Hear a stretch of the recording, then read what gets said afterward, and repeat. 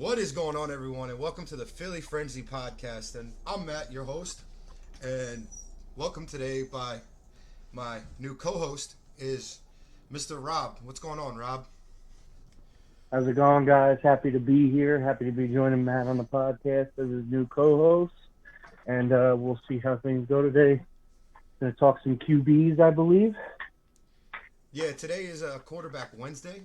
We've got a couple guys that we want to go over today, and then we're gonna go from there, and then we'll be back Friday. I do know I had mentioned something in my last podcast about taking phone calls. That's in the process right now. I'm still working on the landline and all that fun stuff. For right now, you could follow me on Twitch or on Twitter. My apologies. On Twitter at Philly Frenzy PC or on Facebook. Search Philly Space Frenzy and you'll see my logo pop up, and then you'll be in tune with everything going on. We're up to 4 segments a week now. Wednesday's quarterback Wednesday. Friday is Fast Forward Friday. Monday we'll have 2 shows, which will be Mock Monday and Rewind Monday.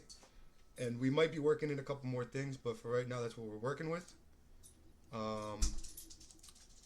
Do you have anything you want to add real quick, Rob, before we get into the quarterback Wednesday? No, I think we can jump into it. Chat knows what's going on now. All right, so let's start with Wentz. It is a Philly show. Only appropriate to start with the boy in the home city. All right, so with Carson here, there was a report that came out that he was, I guess, in a sense, throwing Doug under the bus, changing plays at the line of scrimmage, and he's not coachable. But Howie and Jeffrey Lurie are sitting here saying that he is coachable and that he's fixable. In my opinion, I think Howie and Lurie are trying to say that he's coachable and fixable for trade purposes. But that's just my opinion. Oh, it could be that. It also could be because you're trying to hire a new coach, and no coach wants to come in with a quarterback that is presumed unfixable and not coachable. And I can guarantee you, if that's the guy that Lurie and they want to keep, especially because of his money situation, that they have to try and spin the outlook to these coaching candidates that this guy is here to stay and he's not going to be a problem for you, and we think we can fix him and bring him back to that near MVP level.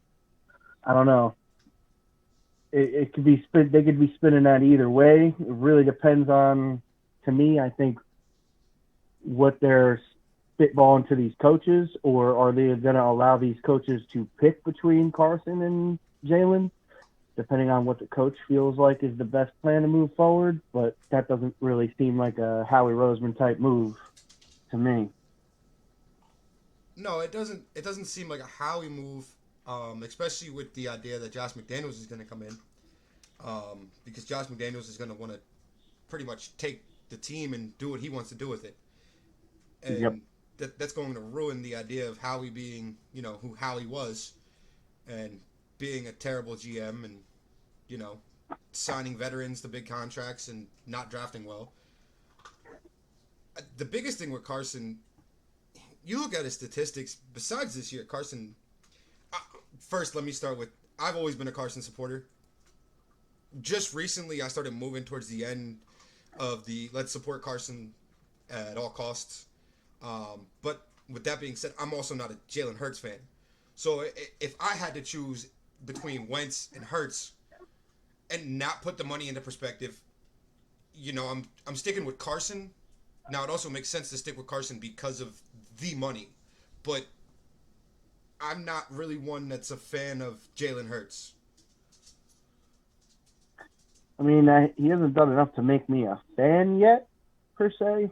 I think Jalen looked pretty good. I don't know if I saw anything from Jalen Hurts that made me think he was special or outstanding, anything like that. So, I mean, I think what they're looking for in a coaching hire is a coach that can come in, work with Carson Wentz, because he's due way too much money to feasibly be moved for the most part. I do think there's a couple teams that have the cap and possibly the want to trade for him, but I think you'd have more of a market moving Jalen if they're trying to move a quarterback.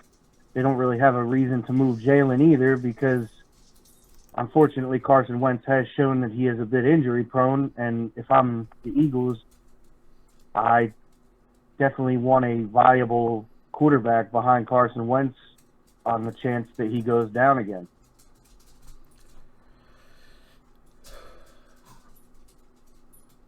But that's why I think they're looking at a guy like Josh McDaniels, because they think Josh McDaniels can come in and help fix Carson Wentz and that offense just based on his track record of being an offensive guru, as they like to say.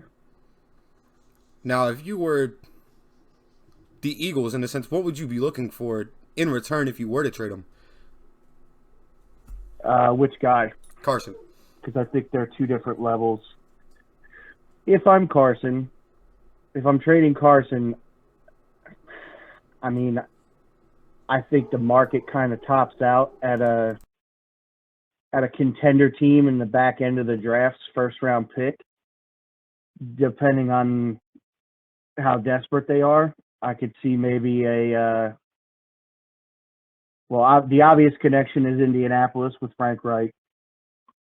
And that team, to me, this year looked like a team that is a quarterback away from being a true blue Super Bowl contender in the AFC.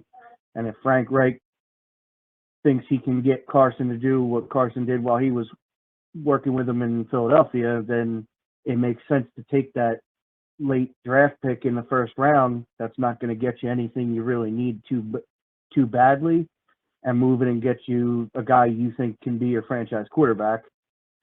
The other team that's in the mix now, in my opinion, would be the Steelers, if they think they see anything in Carson Wentz, because they're in the same situation with a late, they're in the back end of the draft. They need a quarterback. With Big Ben obviously looks like he can't take care of the team in the playoffs anymore. So I think you might be able to squeeze out a first round pick towards the back third of the draft from the right team, the right contending team.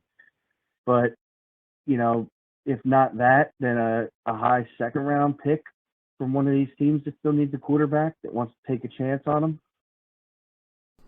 Now, would you move Jalen? Jalen, I think, if you're going to move him, which I don't really see the need to move him, but unless they want to add draft capital this year, but I don't think you're going to get more than a second round pick for Jalen. I think that'll be a team that's just trying to bring in another quarterback to compete with their young guy. But if I'm Philadelphia, I'm holding on to that guy, because if Carson goes down, he's a viable guy that can come in and win you games. I think he proved that when Doug put him in this year. See, I think that if you're gonna strike, you got to strike now. You trade Carson. You might not get the same that you expected 3 years ago when you weren't expecting to move Carson. But I think you strike now. You move Carson not only for the sake of your team, but for the sake of, possibly his career. You move him to Indy. You move him. Denver. You're looking at two teams right there. Denver needing a quarterback. Indy needing a quarterback. Denver is a little bit power running team, and Carson, when he had his MVP type season, that's what he had. He had LeGarrette Blount. He had not Jordan Howard. He had J.J. and Darren Sproles for a little bit, and that team right there. You got Ingram and you have Philip Lindsay. So it's a little bit. I mean, I don't think either They've one. got some weapons there too. They're young weapons, but I think they're looking on. Some of them have a real nice bright side. Put it that way. And the other thing is they have a line. Sutton, Fant. They have a pretty good line. Yeah, people forget that both of their tackles on the offensive line opted out this season for COVID. So you can't judge that offensive line off of what it looked like this year, because they have two very good tackles that are starters for them that did not play this season. Now switching it, I'm gonna get off of Carson because I don't think he gets moved. I don't see it either. I think whatever coach they're bringing him in to try and fix Carson this year, and if they can't fix him this year, then possibly moving him next year. Yeah, like you're saying, I think next year is going to be the year if he's not fixed that he ends up getting moved. I don't see it this year, especially with a head coaching change. Yep. So the next, I'm going to save the big piece for last because the big piece is what everybody wants to hear about, and quite frankly, that's the one I want to talk about. So we're going to skip over him until last, and we'll bring in the Matt Ryan and Matt Stafford. If you were a team contending and you needed a quarterback, and Stafford and Ryan are both on the table, if it's me and I'm the GM, I'm going after Matt Stafford over Matt Ryan. Wait, hold on.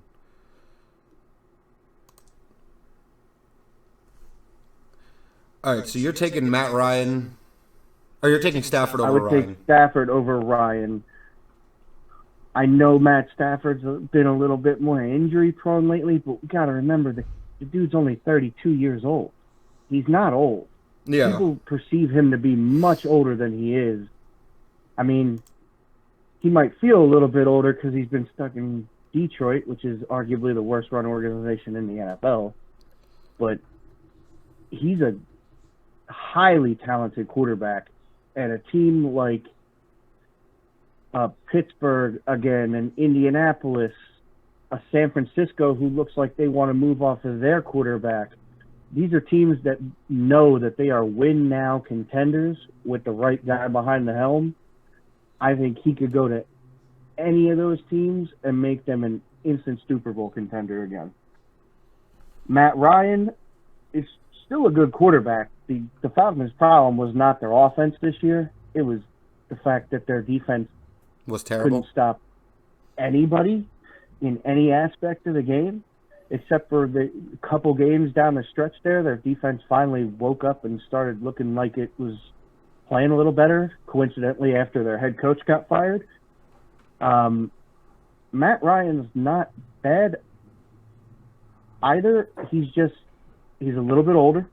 And his contract. His contract is still big. Not that Matt Stafford's is not big, but Matt Stafford, I think you can get more years out of than Ryan. And I don't know that Atlanta wants to move off Matt Ryan. There was talks of that, but if I'm Atlanta and I'm sitting at that 4 pick, and right now it's rumored that they really like Mac Jones from Alabama. Mm-hmm. But I think everybody knows that Mac Jones is not ready to play right away. Yeah, no, he's not going to step in and, contribute the way that he could highly benefit from the Aaron Rodgers, Pat Mahomes, sit behind a veteran guy who's been there, done it for a year, 2 years. You got 2 years left on Ryan's deal, but next year going into the offseason, if you think Jones is ready after a year sitting behind Ryan, you can move him a lot easier. You could even release him if you wanted to. But I honestly think that Atlanta's going to look to hold on to Matt Ryan for another year, bring in a rookie like it's rumored Mac Jones, have him sit behind Ryan and learn how to be an NFL quarterback, how to carry himself on and off the field. Matt Ryan has never had any issues in this league being prepared. He's never had any issues in this league off the field. getting himself into trouble. That's a guy I would like to have a young guy sit behind. And considering I don't know how much of a market there is for Matt Ryan, that may be what they decide to do. Now, for some reason, the phone keeps ringing and all these teams keep calling to see what's going on.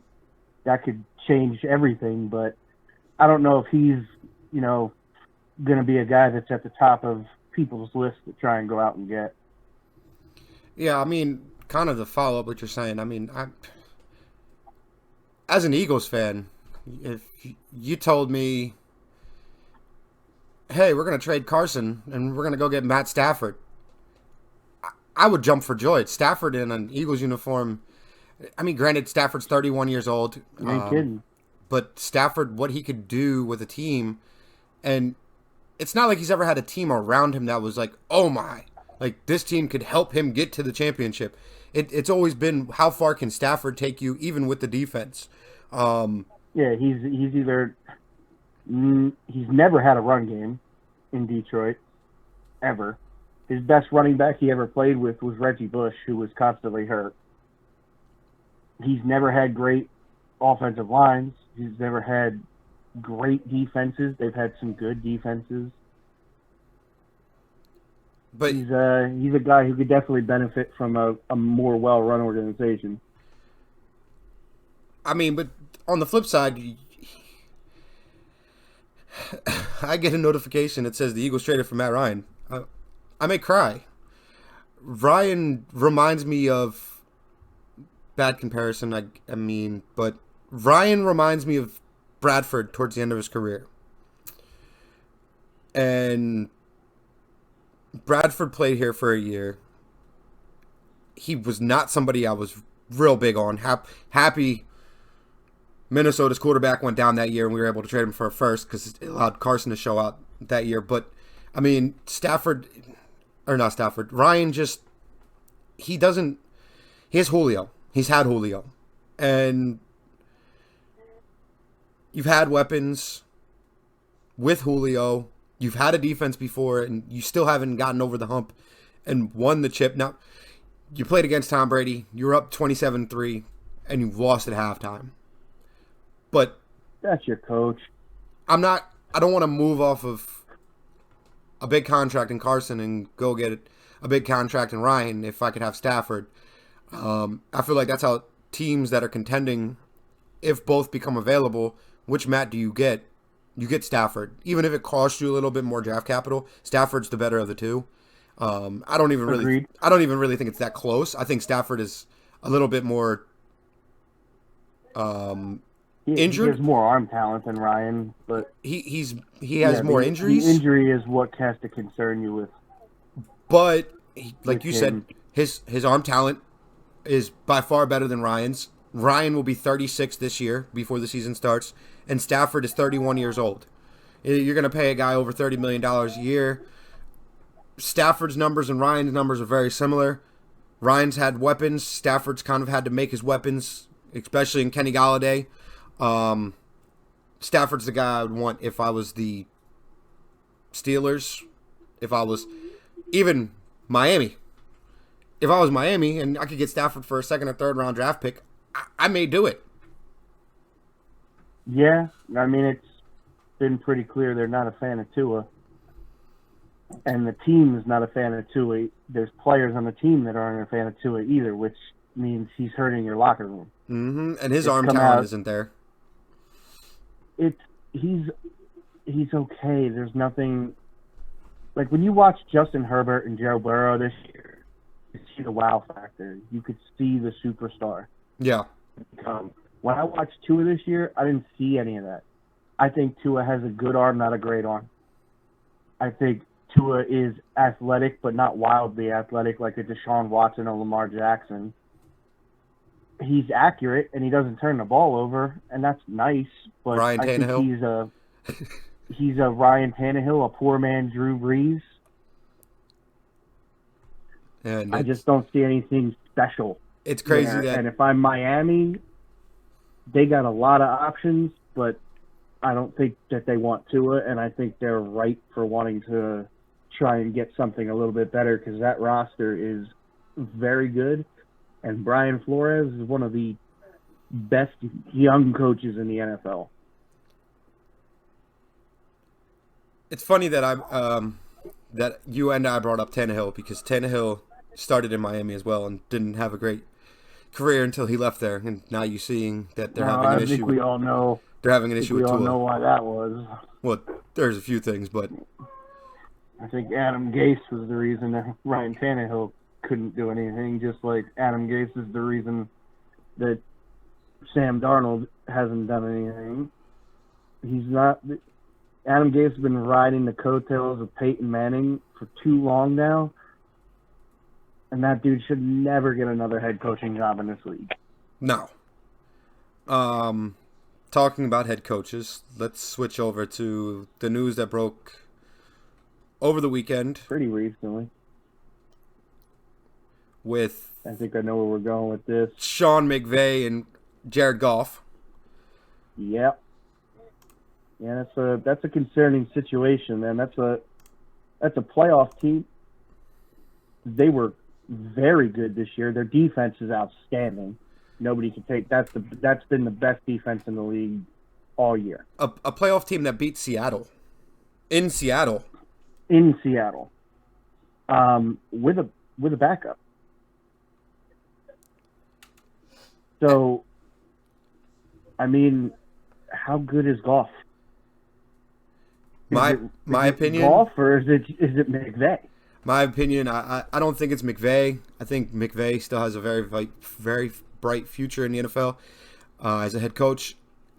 I think it's Goff. I mean, I said it in the 2016 draft. Goff going number 1 was a mistake. I don't think Goff is that good of a quarterback. I think he lacks some areas that you need in a quarterback. And in that draft, I said Carson was the better of the two. You look at the statistics, I mean, they're close. Biggest thing that Goff has on his resume that Carson doesn't is Goff's been to a Super Bowl. Yeah. I think that was, I'd love to argue with you. I'd love to be on the opposite side, but I'm with you on this one. I don't think Goff's anything special. I think Sean McVay is something special as an offensive play caller for sure.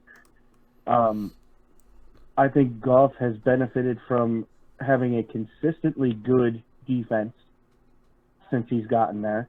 And this year it was great. That defense literally carried that team into the playoffs and past Seattle.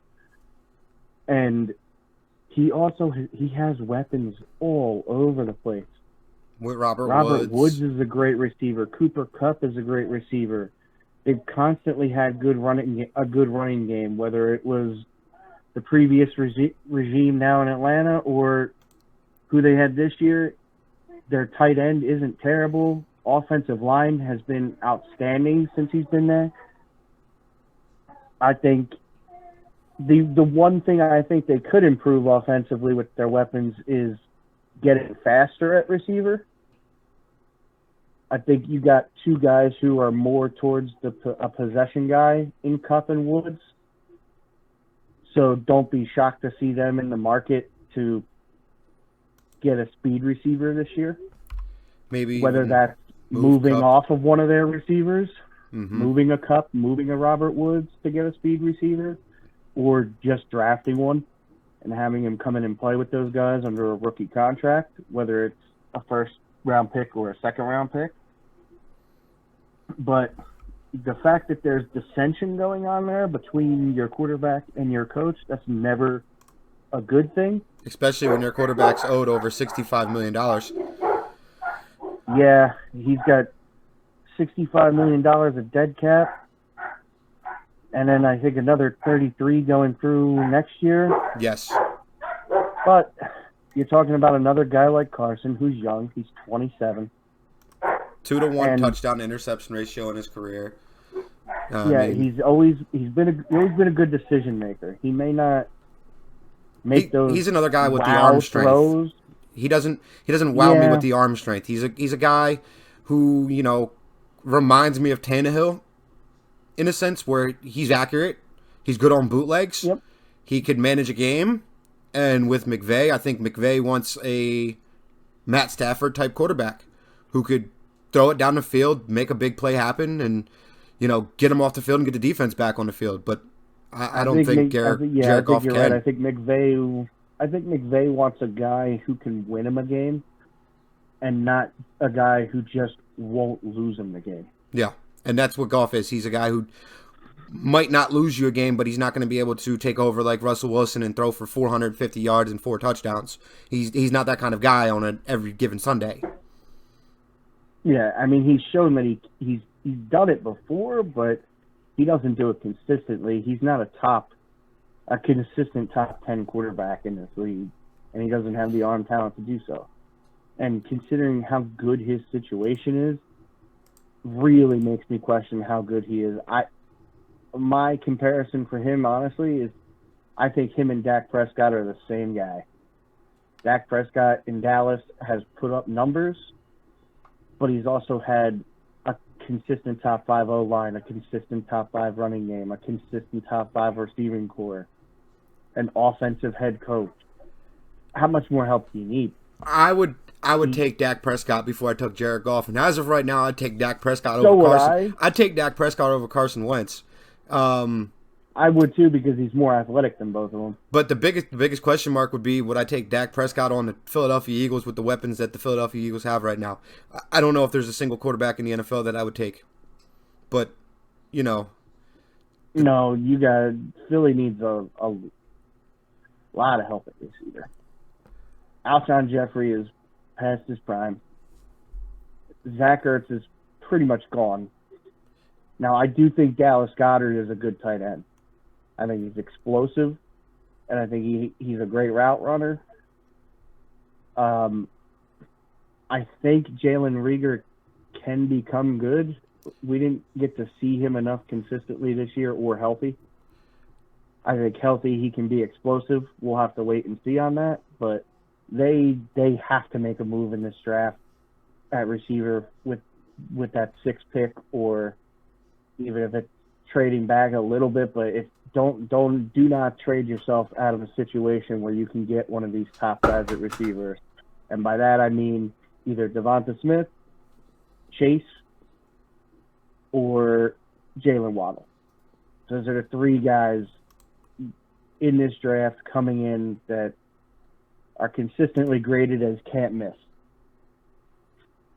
All right, so now that we're done with this McVay and Goff and where Goff compares to the guys he was drafted with, we covered Wentz, we covered Ryan and Stafford. Let's get to the big boy. Yeah, Deshaun Watson. Mr. Deshaun Watson. Houston Texans.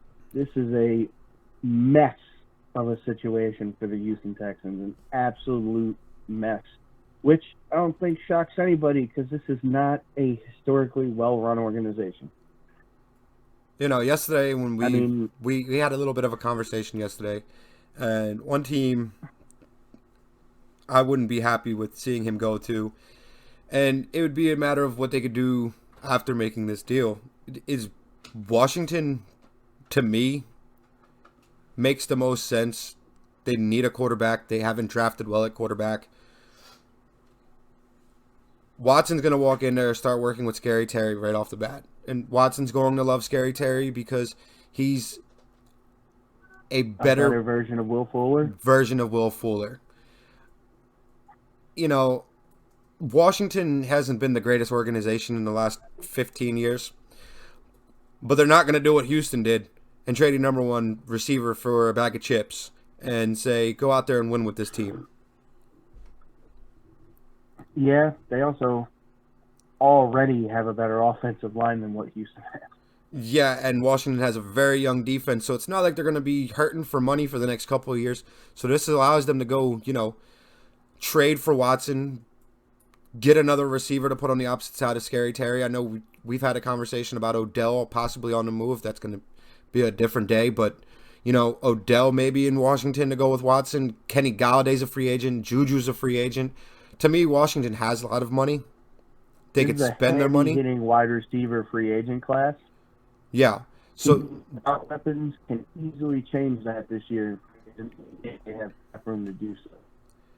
you know, it's to me, Washington makes the most sense because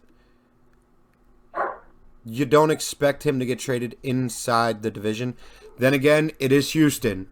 But if he was to get traded inside the division, Jacksonville makes the most sense. The number one pick for Watson, there you go. They get Trevor Lawrence, you The get Deshaun difference- Watson. The Or difference now is, though, they no longer have Billy O'Stooge, as I like to call Bill O'Brien, running not only a head coach but GM of the team. They went out and hired from the most consistent organization over the last 2.5 games, New England, and got their personnel guy to come and be their general manager. This is a guy who's highly respected around the league. I don't think he's dumb enough to trade Watson in the division. I think if they still had Bill O'Brien, you could possibly see that move, but I don't think that guy's dumb enough to go, yeah, I'll just trade him in the division, even for Trevor Lawrence. Bill O'Brien would be like I think- 6th round pick. You could have him. I mean, the guy traded arguably the best receiver in the league for, like you said, a freaking bag of chips. They got nothing. Kyler Murray is thankful for what Brian Yes, what Brian did to this team. Now, this all stems back, though. The reason Watson's upset is all on the ownership.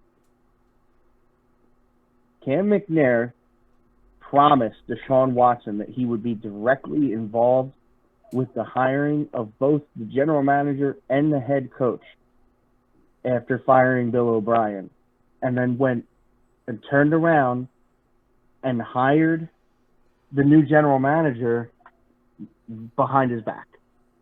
That's where all this dissension started from. And that's not something that's easily fixable.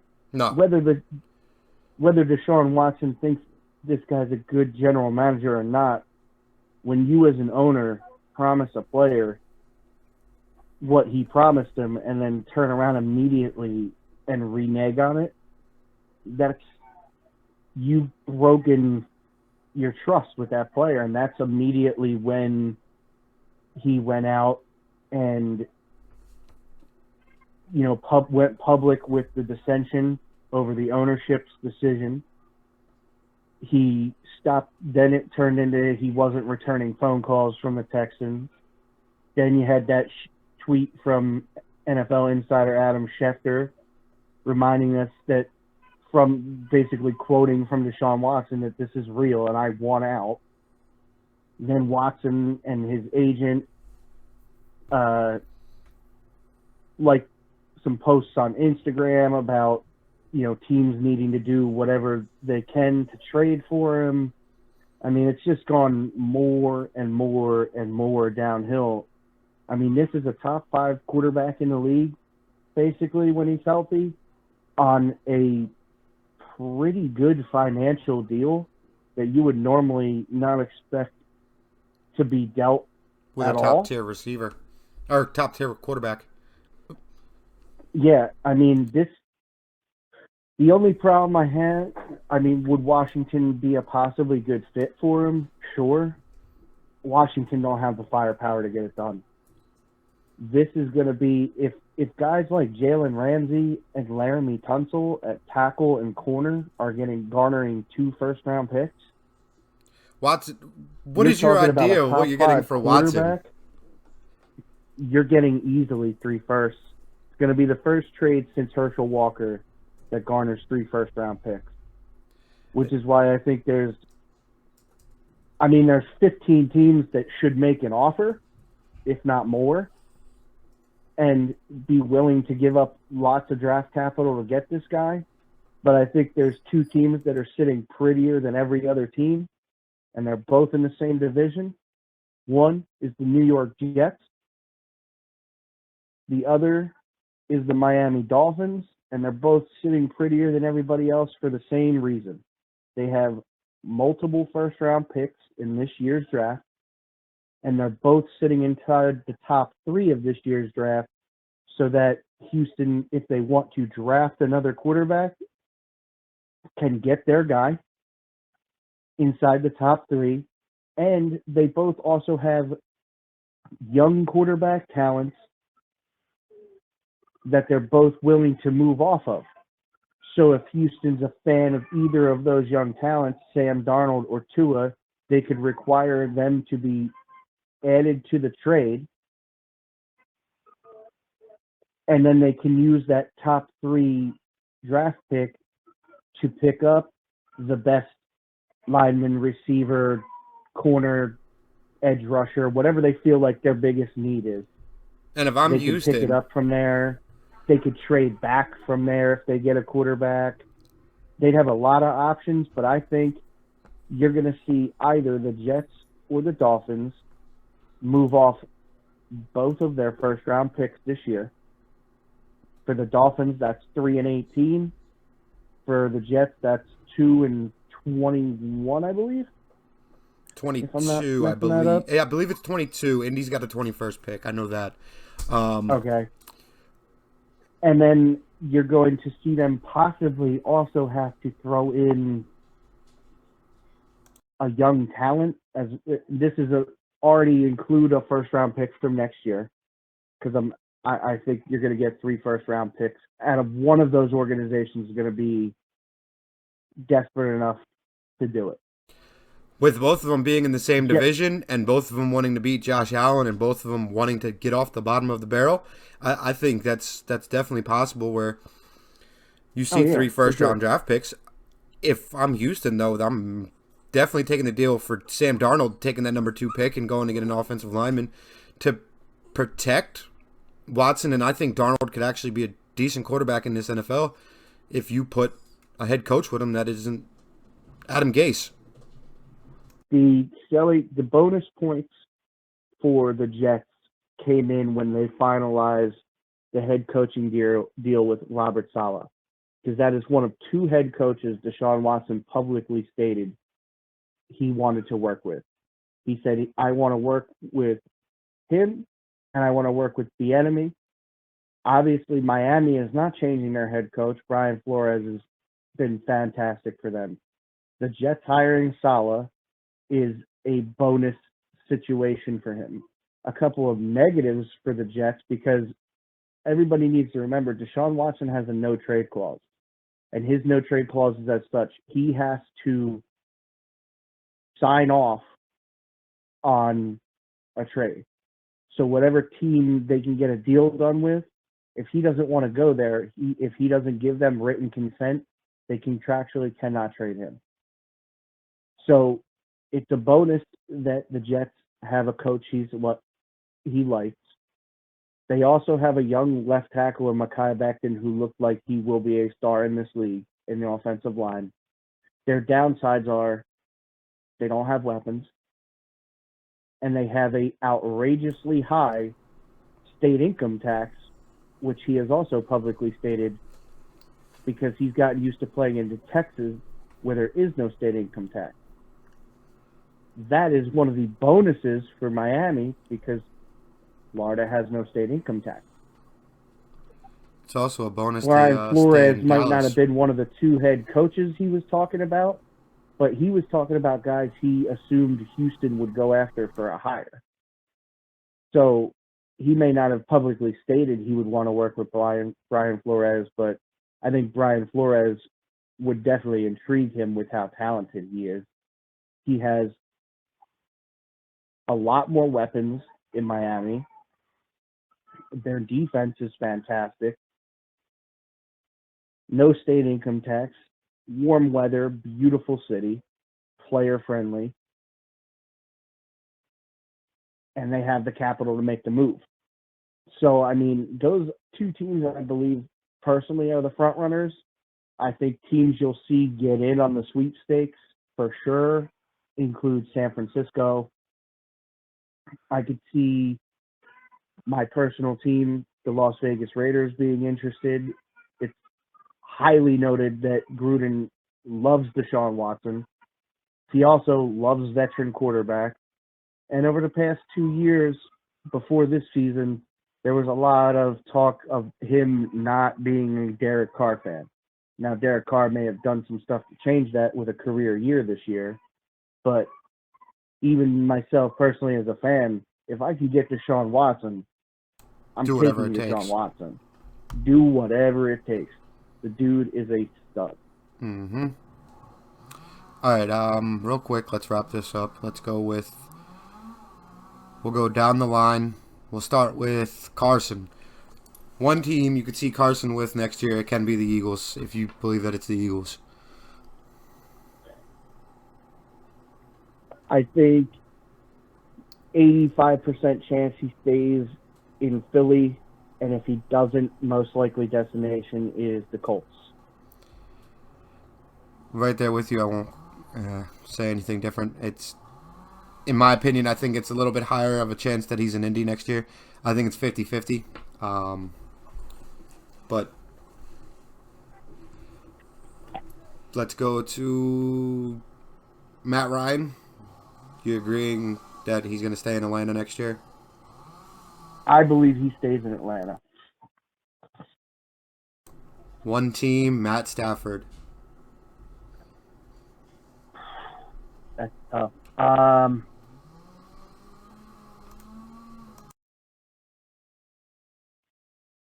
San Francisco. I'm going to say Dallas.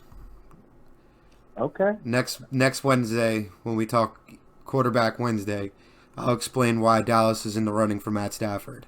But I'm going to say Dallas for Stafford. And let's go with Goff. Stays or he's out? He stays. They're gonna work this out through the off season. I can't see any way. One, I don't see any way they can move him. His contract's too big. And two, I don't think that they are ready to try and retool at quarterback when you just made the divisional round of the playoffs. And that was with Goff being injured. I'm going to say he stays. It's just his contract's too big. That's 65.6 or 65.7, whatever the actual number is. Dead cap, you're never going to get out of it. Yeah. And it's not like they're drafting the top two. If they had the number 2 pick and they were able to draft a quarterback, sure, then you could move him, but you move him and you take the dead cap hit and you move on. But $65 million over the cap, just in dead cap, and you're sitting in the mid-20s for a pick, you're not getting a quarterback to walk through the door. So you got to try to work it out with Goff. The last guy who we just spoke about, Watson. I'm going to jump you and say I'm going to say the Jets. I think it's the Jets. I think the Jets give them pieces. One of them being a running back that will be in the Super Bowl this year. But Deshaun Watson will be a New York Jet. I think I have to agree with you. I think even though Miami has just as much draft capital, I think they're going to be less desperate. Mm-hmm. Put it that way. I think the Jets see an opportunity and are going to be willing to give up more, whatever that ends up being, whether it's 3 firsts, whether it's 2 firsts, 4 firsts. Whatever it is. I mean, I just think when the bidding war starts, I don't think anybody's going to be willing to outbid what the Jets will bid to finally bring in a top-tier quarterback to their franchise. Yeah. A guy is a top-tier quarterback. You don't have to draft him and try and find out. You're guaranteed to get a guy who has already proven he can ball out in the NFL. All right. With that, I would like to thank Rob for being on the show as the co-host. I'd like to thank everyone that came out and listened to the show live. I want to thank everyone that's going to come out and listen to the show and download it. Remember, Philly Frenzy Podcast. It is at Philly Frenzy PC on Twitter. And if you go on Facebook, it is Philly Space Frenzy. You will see the logo. Remember the name. Rob, do you have anything to add before we end today's show? I just want to thank you for having me on as your co-host, man. I enjoyed this. This is great. I love talking sports, especially what we were talking about today, football. That's my favorite thing to talk. And other than that, man, we're signing off. All right, guys, you have a good one.